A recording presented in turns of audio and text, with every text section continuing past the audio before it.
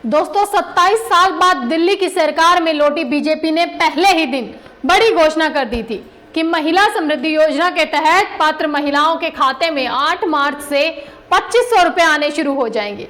और वहीं दिल्ली में सरकारी कामकाज संभालने के 48 घंटे में ही दिल्ली की मुख्यमंत्री रेखा गुप्ता ने आम आदमी पार्टी सरकार पर दिल्ली का सरकारी खजाना खाली कर देने का आरोप लगा दिया।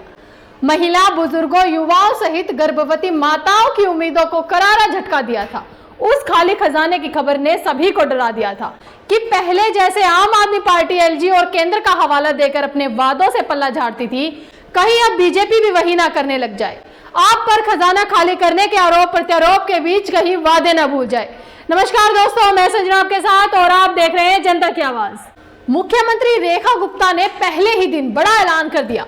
बीजेपी ने चुनावों में पहले ही जो वादे किए हैं उसे निभाने की ओर कदम बढ़ाते हुए महिलाओं को 2500 रुपए महीना देने की तैयारी है। सीएम रेखा गुप्ता के मुताबिक अंतर्राष्ट्रीय महिला दिवस के मौके पर महिलाओं के खाते में 2500 रुपए आने शुरू हो जाएंगे।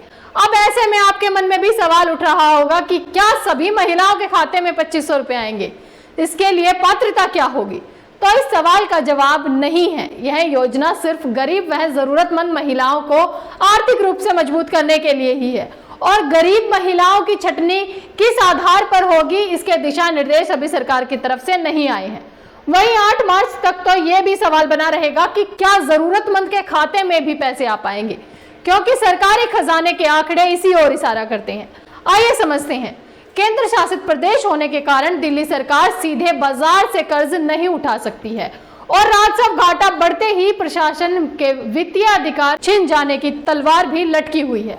पिछली सरकार द्वारा साल 2025-26 के बजट अनुमानों में 81,059 करोड़ रुपए का घाटा आंका गया था, जो मोदी की गारंटी से पहले की बात है। अब नई वित्तीय सहायता योजनाएं लागू होने पर दिल्ली सरकार का घाटा सालाना 25,000 करोड़ रुपए तक बढ़ जाने की आशंका है, जिसकी भरपाई मुख्यमंत्री के बिना कर बढ़ाए कर पाना असंभव है।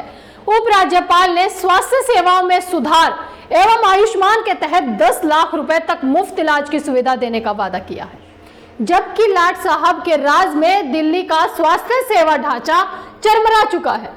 दिल्ली के प्रति 1000 नागरिकों के लिए अस्पताल में औसतन केवल 3 बिस्तर ही उपलब्ध हैं। राजधानी में प्रमुख सरकारी अस्पतालों में निहायत तकलीफदेह जले हुए घावों वाले मरीजों को भी उनके ऑपरेशन के लिए औसतन 8 महीने इंतजार करना पड़ रहा है।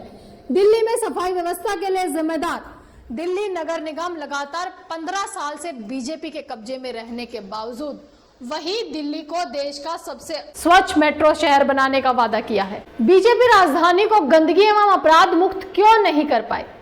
केंद्रीय गृह मंत्री अमित शाह अब दिल्ली पुलिस को राजधानी में आपराधिक गिरोह की मुश्कें कसने का निर्देश दे रहे हैं। आखिर दिल्ली पुलिस तो पिछले 11 सालों से मोदी सरकार की ही मुट्ठी में है। दिल्ली को स्वच्छ राजधानी बनाने के लिए उपराज्यपाल अब गाजीपुर, ओखला और भलसवा के कचरे के पहाड़ हटाने के ठोस कचरा उपचार क्षमता बढ़ाने का ऐलान कर रहे हैं, जबकि कचरे के ये चट्टे तो उन्हीं की निगरानी में चढ़े हैं। दिल्ली में आती सी सरकार द्वारा साल 2025-26 में 8,000 करोड़ रुपए के बजट घाटे का अनुमान के बावजूद एलजी ने हर एक गर्भवती महिला को 21,000 रुपए नगद और 6 पोषण किट देने, गरीब महिलाओं को 500 रुपए में नियमित रसोई गैस सिलेंडर देने और होली दिवाली पर एक सिलेंडर मुफ्त देने को कहा है। उन्होंने केजरीवाल की कल्याणकारी योजनाओं को भी जारी रखने और प्रधानमंत्री के जहां झुग्गी वही मकान, पीएम उदय आयुष्मान भारत तथा पीएम सूर्य घर योजना को लागू करने का वादा किया है। उन्होंने वरिष्ठ नागरिकों की पेंशन 2,000 रुपए से बढ़ाकर 2,500 रुपए मासिक करने और 70 वर्ष वरिष्ठ नागरिकों के लिए विधवाओं, बेसहारा महिलाओं को पेंशन 2500 रुपए से 3,000 रुपए मासिक करने का वादा भी किया है। वरिष्ठ नागरिकों से निःशुल्क ओपीडी तथा डायग्नोस्टिक सेवा को 10 लाख रुपए तक मुफ्त इलाज कराने का भी वादा किया है, जबकि दिल्ली के सरकारी अस्पतालों में डॉक्टर से लेकर पैरामेडिकल स्टाफ तक 21% पद बरसों से खाली हैं। यह भेद सीएजी यानी नियंत्रक महालेखा परीक्षक की 2024 की ताजा रिपोर्ट में उजागर हुआ है।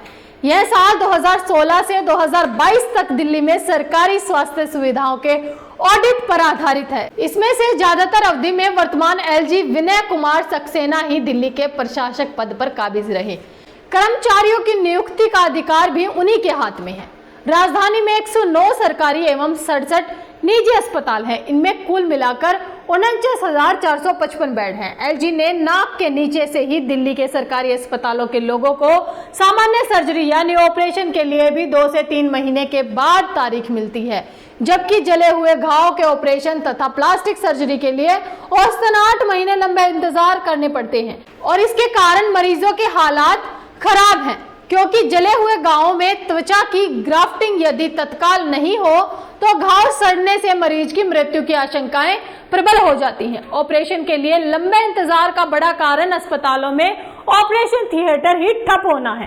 राजीव गांधी सुपर स्पेशलिस्ट अस्पताल के साल 2016-17 के बजट में एलजी साहब की निगरानी में केजरीवाल सरकार ने दिल्ली के सरकारी अस्पतालों और 10,000 बिस्तरों की संख्या बढ़ाने का प्रस्ताव रखा, मगर अगले 6 साल में मात्र 1357 अतिरिक्त बिस्तर ही जोड़ पाई।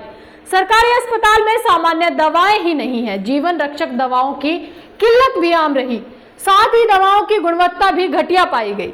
निजी अस्पतालों ने गरीब मरीजों का निर्धारित संख्या में इलाज नहीं किया, क्योंकि उनकी निगरानी तंत्र ठप पड़ा रहा।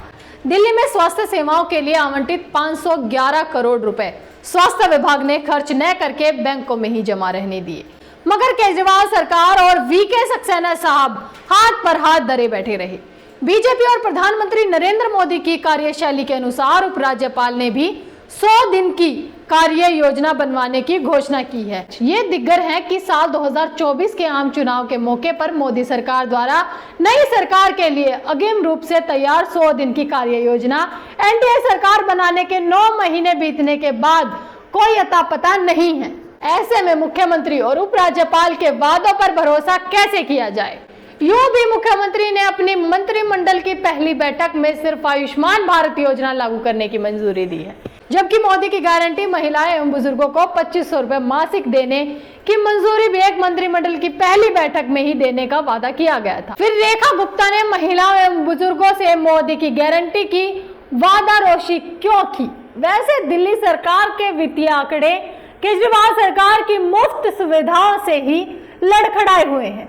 अब मोदी की गारंटी के तहत गरीब महिलाओं, बुजुर्गों, गर्भवती महिलाओं को मासिक वित्तीय सहायता, रसोई गैस सिलेंडर पर 500 रुपए सब्सिडी आदि देने पर दिल्ली सरकार का बजट डावाडोल होना तय है। दिल्ली में साल 2024-25 में सब्सिडी की सालाना राशि 10,995 करोड़ रुपए हो चुकी है, जबकि 2014-15 में इस मद के महज 1,555 करोड़ रुपए खर्च हो रहे हैं। अब महिलाओं को डीटीसी बसों में मुफ्त यात्रा, निश्चित मात्रा में मुफ्त बिजली, पानी मुफ्त, शिक्षा के साथ साथ महिलाओं को मासिक 2500 रुपए देना तथा अन्य गारंटियां लागू करना ही दिल्ली सरकार पूरी तरह केंद्र सरकार की कृपा पर निर्भर हो जाएगी। राजकोषीय घाटे की भरपाई के लिए यदि करों को बढ़ाना अथवा नए कर मुख्यमंत्री ने दिल्ली पर लागू किए तो केजरीवाल और आप द्वारा पूरी दिल्ली में प्रधानमंत्री मोदी पर महंगाई की तोहमत जड़े जाना तय है। दिल्ली का वित्तीय मंत्रालय भी रेखा गुप्ता के ही पास है और चुनावी संकल्पों पर अमल के बाद भी यदि वे लाभ का बजट पेश करेंगे तो दिल्ली वासियों पर नए करों का बोझ बढ़ना तय है, अन्यथा बीजेपी को अपने चुनावी वादों से मुंह चुराना पड़ेगा। अमूमन ध्रुवीकरण के जरिए बटोरे वोटों को सरकार बनाने के बाद मतदाताओं पर नए कर थोपना बीजेपी और मोदी सरकार की फितरत ही है। पैक बंद दूध वहीं तक एक जीएसटी थोपना इस प्रवृत्ति का सबसे बड़ा सबूत है। इन आंकड़ों से जाहिर होता है कि ये केवल जुबानी वादे हैं और अगर छवि सुधारने के लिए इन्हें पूरा किया गया तो उसके लिए भी पैसे आपसे ही वसूले जाएंगे, टैक्स बढ़ाकर। आपकी क्या राय है इस खबर को लेकर? हमें कमेंट बॉक्स में कमेंट कर जरूर बताएं और ऐसी ही खबरों के लिए देखते रहें जनता की आवाज। इस वीडियो को लाइक करें, शेयर करें और अगर पहली बार जनता की आवाज न्यूज चैनल को देख रहे हैं तो चैनल को सब्सक्राइब भी करें और घंटी जरूर बजाएं, चैनल की भी और सरकार की भी। आज की नेशनल मीडिया के मुकाबले में जनता का साथ दीजिए और उसकी ताकत बनिए, जनता की आवाज बनिए और हो सके तो इसके लिए चैनल को ज्वाइन भी करें।